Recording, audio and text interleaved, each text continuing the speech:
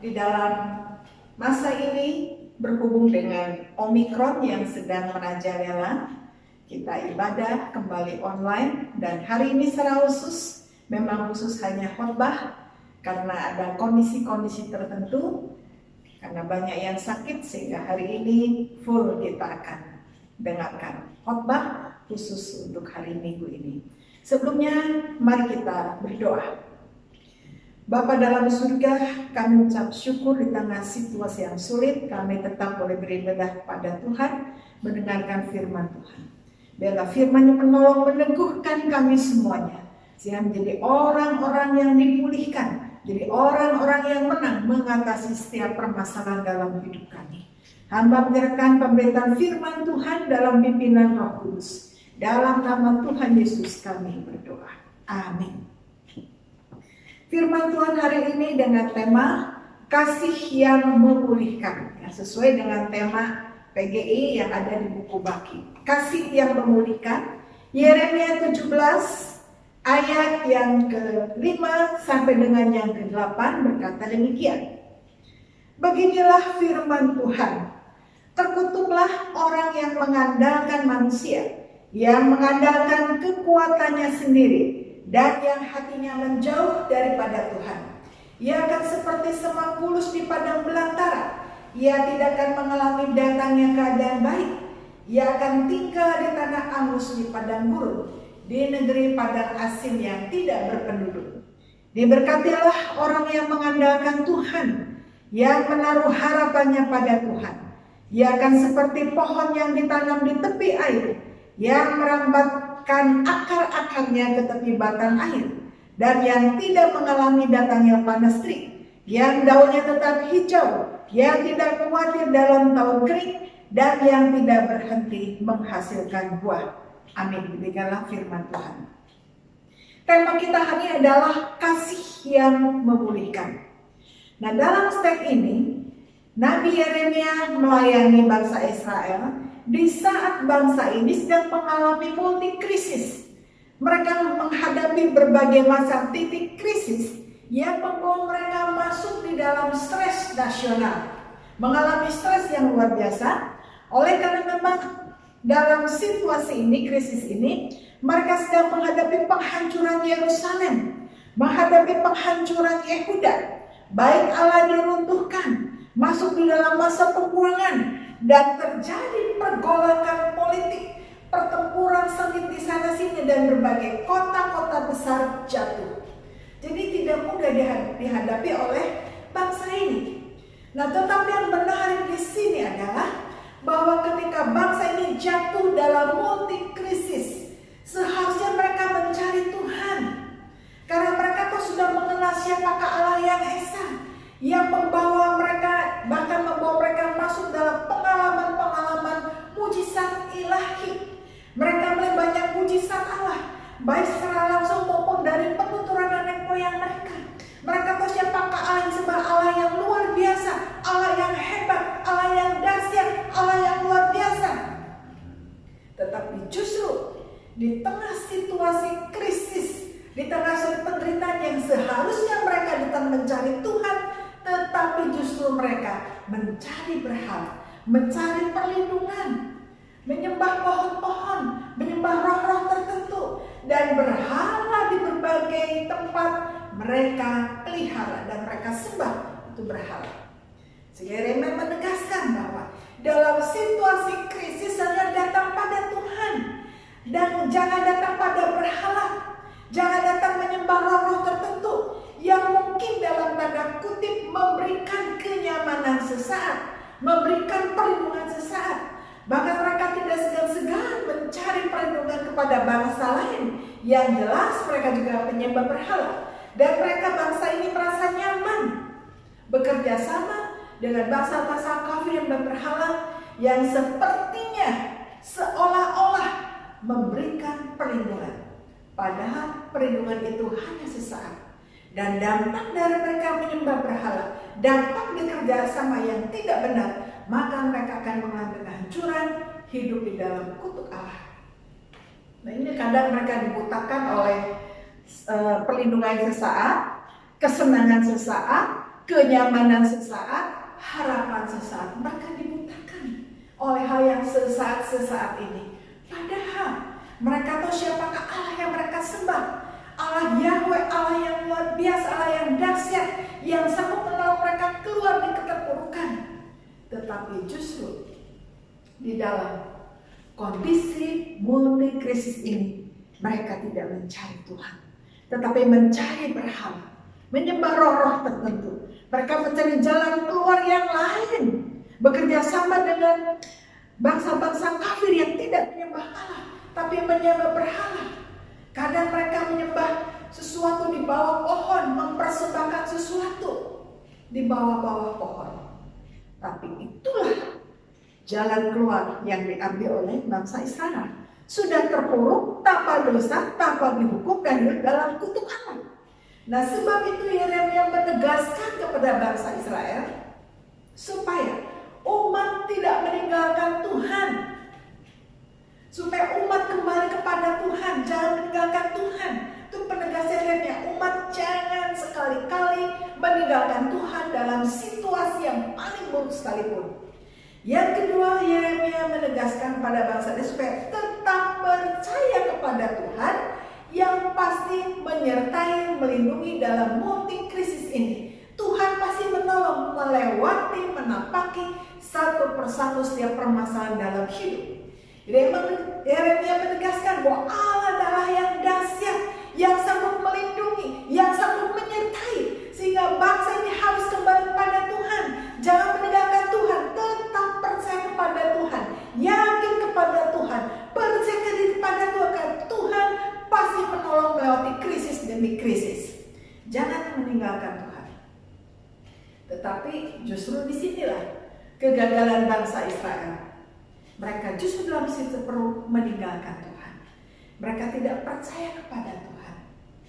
Nah, saudara sekalian, dalam situasi ini yang kita juga sedang menghadapi kembali virus yang sedang mendunia, yang sedang viral, virus Omikron saat ini, banyak yang kena lagi, banyak tergeletak, banyak yang sakit di mana semakin bertambah.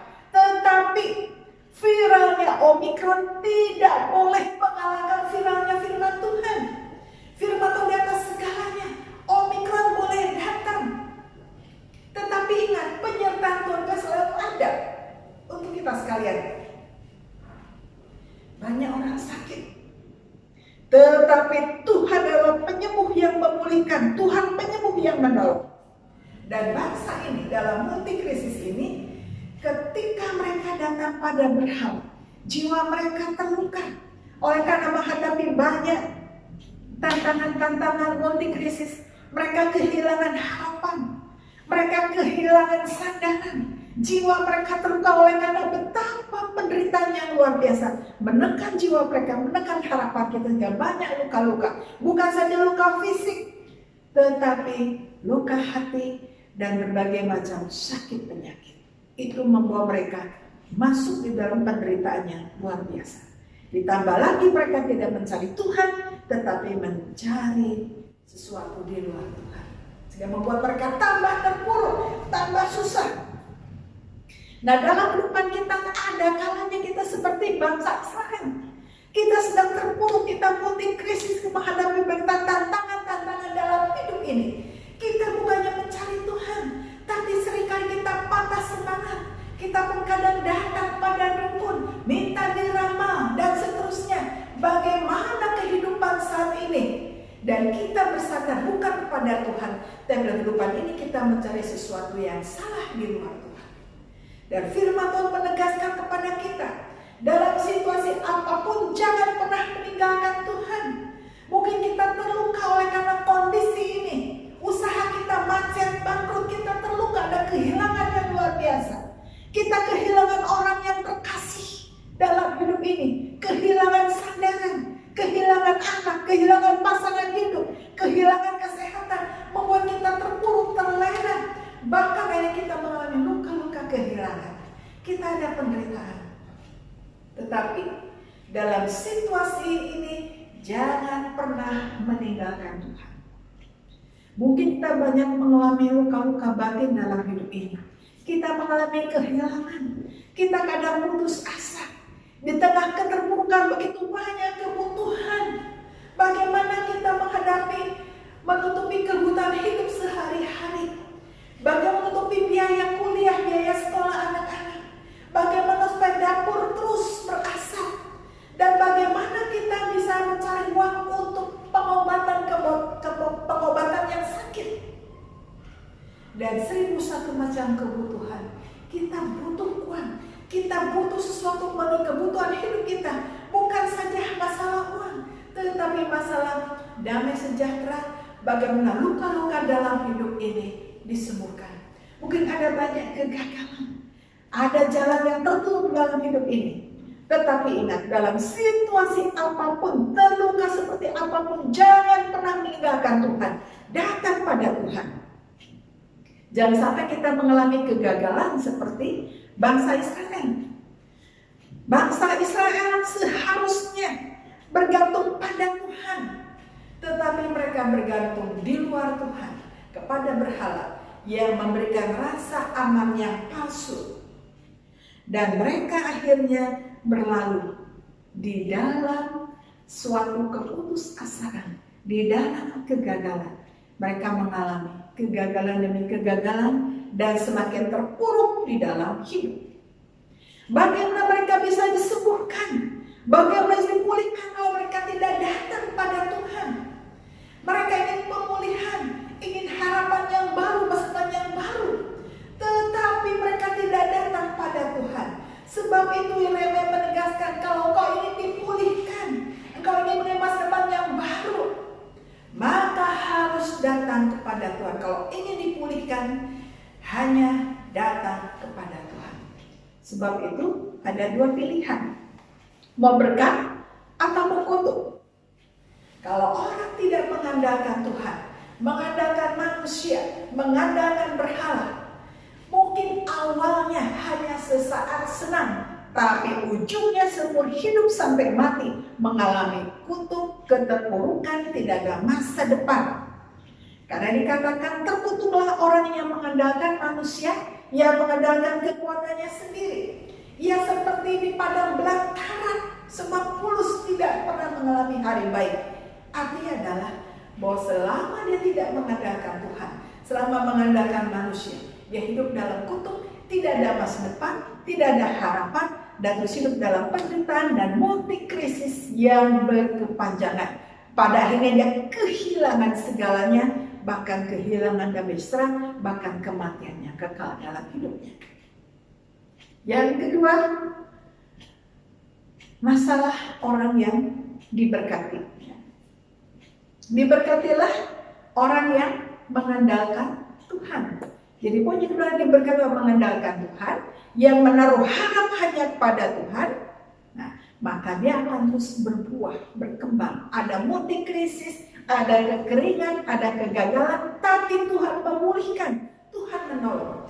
Sebab itu, jikalau kau ingin dipulihkan, mengalami masa depan yang baru, harapan yang baru, semangat yang baru, datang pada Tuhan, andalkan Tuhan, terus percaya kepada Tuhan. Karena firman Tuhan menegaskan, diberkatilah orang yang mengandalkan Tuhan, yang menaruh harap kepada Tuhan, mengandalkan Tuhan, berharap kepada Tuhan. Maka akhirnya apa? Ia seperti pohon ditanam di tepi air yang merambatkan akarnya ke tepi batang air, yang tidak mengalami datangnya panas terik, daunnya tetap hijau. Jadi artinya adalah bahwa walaupun ada banyak tantangan, ada kemarau, ada panas terik dalam hidup kita, ada kekeringan, ada kegagalan, tetapi Tuhan menolong pada yang terus berbuah. Dari yang tidak baik, akhirnya Tuhan buah menjadi baik. Yang tidak baik Tuhan buat menjadi baik. Yang tidak ada Tuhan buat menjadi ada. Yang sudah ada Tuhan tambah lagi menjadi lebih berada. Sehingga penegasan orang yang diberkati adalah orang yang mengandalkan Tuhan, berharap kepada Tuhan, maka berbuat terus. Ada tantangan, ada rintangan, ada kegagalan, ada kekeringan, tetapi semua itu Tuhan ubah menjadi sesuatu yang baik. Pada akhirnya timbul musim panen. Mungkin ada banyak air mata pada awalnya, ada kekeringan, ada air mata, ada kegagalan, ada air mata. Pengharapannya usang, ada air mata. Tetapi semua air mata tadi Tuhan ubah menjadi sumber mata air yang terus mengalir, meluap menjadi berkat. Nah, sebab itu jika kau ingin dipulihkan, maka datang kembali pada Tuhan, berharap kepada Tuhan, bergantung pada Tuhan, tetap percaya kepada Tuhan dalam segala situasi. Mungkin kadang kita berpikir, Tuhan bagaimana saya mengalami hal yang sulit, yang tidak mungkin. Tetapi dalam Tuhan pasti ada pertolongan. Mungkin kita semua pernah mengalami masa-masa sulit, dan ke depan pun ada masa-masa sulit. Tetapi menghadapi masa-masa sulit, ingat, Tuhan pasti menolong. Tuhan pasti memberikan jalan keluar. Percaya kepada Tuhan, berharap kepada Tuhan, maka akhirnya semuanya baik. Sekarang kita perhatikan apa kegagalan kita saat ini. Apa penderitaan kita saat ini? Mungkin kita juga sedang menderita, sedang mengalami kesulitan. Kadang kita, Tuhan kapan ini selesai? Tuhan sudah berteriak. Tuhan saya sudah mengeluarkan air mata begitu parah. Tuhan sudah hampir putus asa. Tuhan kenapa belum selesai juga masalah ini? Tuhan kapan dosa dikabulkan? Tetap percaya kepada Tuhan. Yakin Tuhan pasti menolong. Yakin Tuhan pasti memulihkan. Sebab itu, hari ini, apapun yang terjadi, jangan pernah tinggalkan Tuhan. Apapun luka-luka Anda, minta Tuhan pulihkan. Kalau mau dipulihkan, mengandalkan Tuhan dalam hidup ini. Supaya kita berhasil dipulihkan dan hidup kita menjadi berkat, dan kita punya masa yang cerah, dan kita berhasil melewati rintangan-rintangan hidup. Maka jalan keluarnya, pertama, jangan pernah meninggalkan Tuhan. Yang kedua, tetap percaya kepada Tuhan dalam situasi apapun, juga percaya kepada Tuhan. Yang ketiga, tetap berharap kepada Tuhan. Dan yang terakhir, apapun yang terjadi, sekalipun kadang seolah-olah kita pengharapan, tetap percaya kepada Tuhan. Hiduplah di dalam doa, percaya kepada Tuhan, yakin Tuhan pasti tolong. Yakin Tuhan pasti tolong. Katakan, yakin Tuhan pasti tolong, maka engkau akan dipulihkan. Suatu hari ini, kita mungkin saat ini, bulan-bulan ini, minggu-minggu kita mengalami Omikron. Tetap yang berbahaya bukan Omikronnya. Yang berbahaya ketika kita kehilangan pengharapan, kita kehilangan pegangan hidup. Itu lebih berbahaya dari virus apapun juga. Ketika kita kehilangan kepercayaan pada Tuhan, itu lebih berbahaya dari virus apapun juga. Hari ini Omikron, mungkin besok lusa selesai, ada lagi virus yang baru. Tapi apapun virus berbahaya sekalipun, yang paling berbahaya ketika kita kehilangan iman, kehilangan percaya kita, sehingga kita sulit dipulihkan. Nah, sebab itu, kalau kita ingin dipulihkan, ingin berhasil dalam hidup kita, maka andalkan Tuhan. Jangan tinggalkan Tuhan, tetap percaya kepada Tuhan, berharap kepada Tuhan, yakin Tuhan pasti tolong.